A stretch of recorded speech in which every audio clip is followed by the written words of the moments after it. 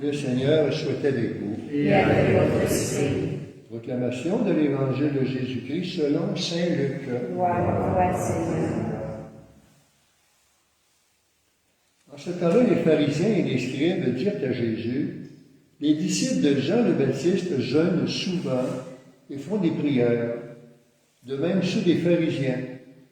Au contraire, les tiens mangent et boivent. » Jésus leur dit, « Pouvez-vous jeûner pendant que Pouvez-vous faire jeûner les invités de la noce pendant que l'époux est avec eux?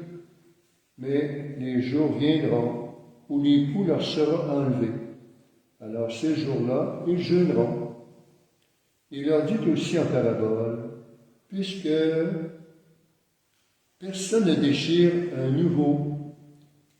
morceau d'un vêtement neuf pour le coudre sur un vieux vêtement.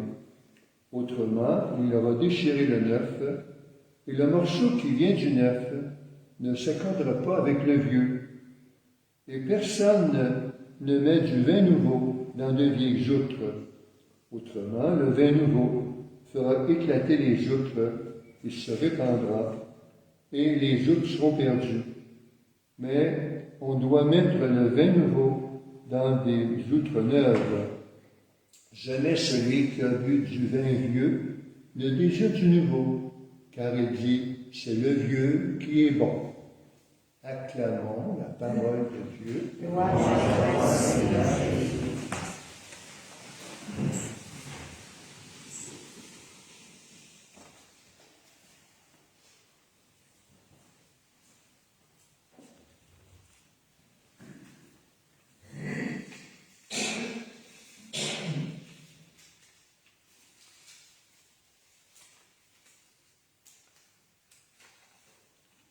Cette parole du vin nouveau, puis du vêtement neuf, ça m'a toujours un peu intrigué quand je lisais cette lecture.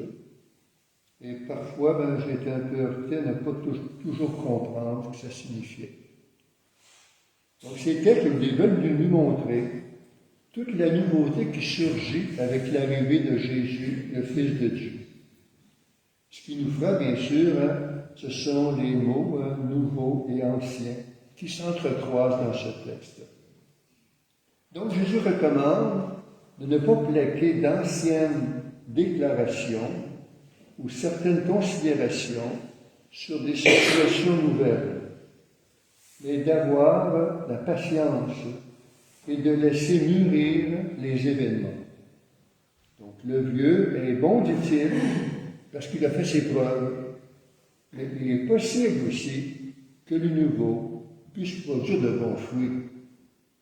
En regardant l'histoire des progrès et des découvertes de notre monde, on peut se dire où cela peut tout nous mener.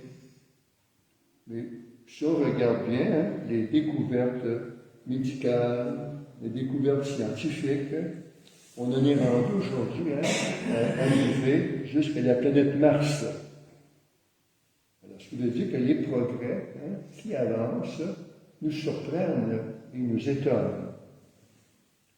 Que nos vêtements soient neufs ou vieux, que nous jeûnions ou pas, l'Esprit Saint, reçu à notre baptême, a fait de nous des outres neuves pour que la vie de Dieu coule en nous avec toute sa force de sel.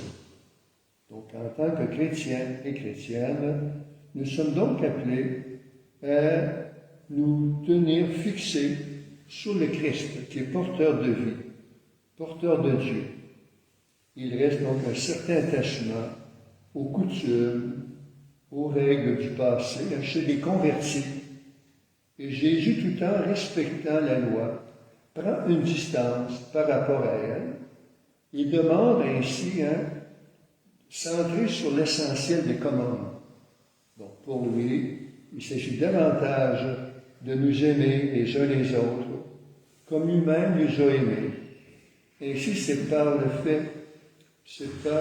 la foi en Jésus, lui qui est établi Seigneur par sa résurrection, que nous entrons dans cette vie renouvelée de fils et de filles du Père, en reconnaissant que par le Christ, nous entrons dans une vie nouvelle. Nous sommes donc invités, nous aussi, comme Jésus, à marcher dans l'amour envers Dieu et envers le prochain, qui fait notre unité entre nous. Amen. Amen.